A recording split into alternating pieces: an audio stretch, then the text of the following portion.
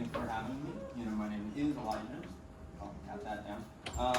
I will be speaking on how objection is existentialism and how it leads to the understanding that there is horror in the mundane. So, I'm just going to be defining some terms using these books from Julian Kristeva, and then go into Jean-Paul Sartre's nausea and use his character to understand objection as nausea. So over here, Julia Kristeva writes this Powers of Horror book, and she is actually a French philosopher who comes from a semiological background, the Platonian Foundation, which has a major role in this book, an essay on objection. So she defines the abject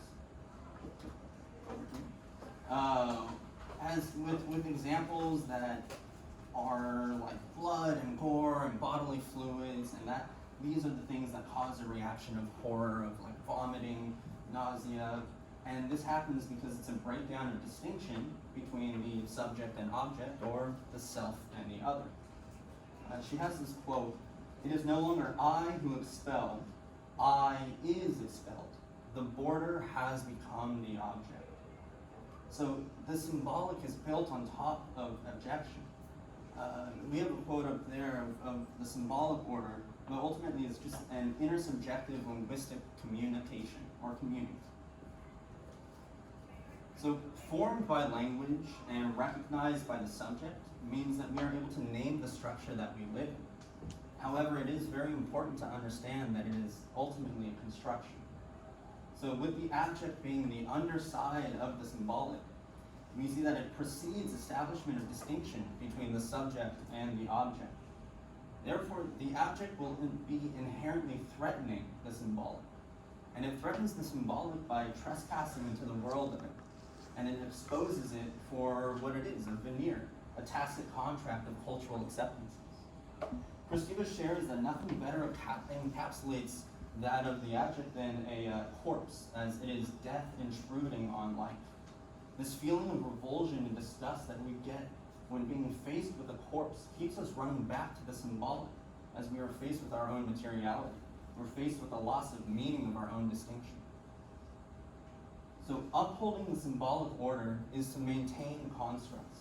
And by using abject in literature, media, art, it's a way for us to make peace with it, but also to still horrify ourselves. So Jean-Paul Sartre wrote in 1938 this novel Nausea, his first novel, one of the most popular existentialist works of his. And his character that we're going to follow shows how existentialism is objection. And this character of his goes into this journey of dissembling dull horrors. Beautiful picture of Raquentin. So we follow this character, Antoine Raquentin's daily journal, where he writes about his job authoring books on this unimportant historical French nobleman's political journey. And then throughout the book also about his thoughts on his daily interactions and his experiences. As the book goes on, Raquentin has this failing interest in continuing his life's work and focusing on his nausea instead. So he focuses and oscillates between his nausea and his work, focusing on the horror of nothingness that comes about with that, and the safety of the words that he spent his life creating. He's constantly confronted with this raw existence of objects around him, which leads to his nausea. But ultimately, he's kind of a loner and lives a relatively common life. He's also kind of a jerk. Raquentin shows examples of like losing distinction between himself and the objects. He faces his materiality, and then he reflects on the life that he built and is continually building. He journals these experiences, and Raquentin does so with descriptions that Kristeva also does when defining reactions to the abject. So I do know that this is a horror conference, but I'm still going to give a bit of a heads up on this next image. So just as a warning, are we all ready? Oh gosh, all right. It's a lot to handle, and I understand, and I do apologize for that. However, I do want to point out some of these quotes coming up. So right here, I feel my hand. I am these two beasts struggling at the end of my two arms. The feelings are intolerable. So these ones are fun. If you've ever been to a cafe, yes. I dropped to a seat. I no longer knew where I was. I saw the colors spinning slowly around me. I wanted to vomit. Over here, it's a different setting. He's out in a park, and he's in front of this tree, and he's staring at these roots. And he describes them as a black, knotty mass, entirely beastly, which frightened me.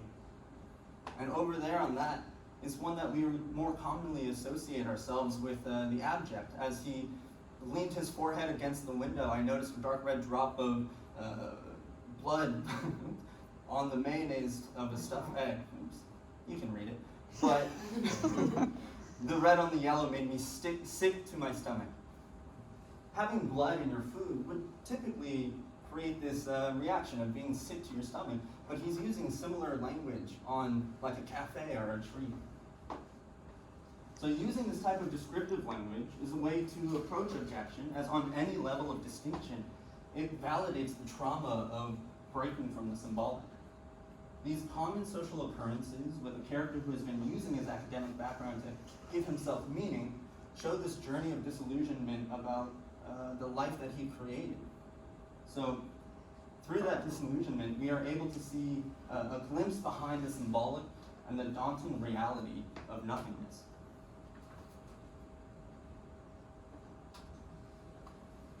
So in summation, the nature of existentialism is unformed.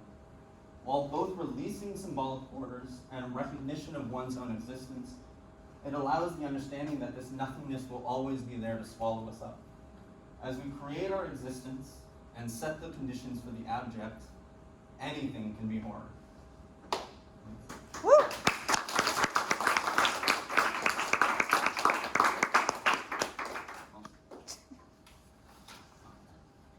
So now we have time for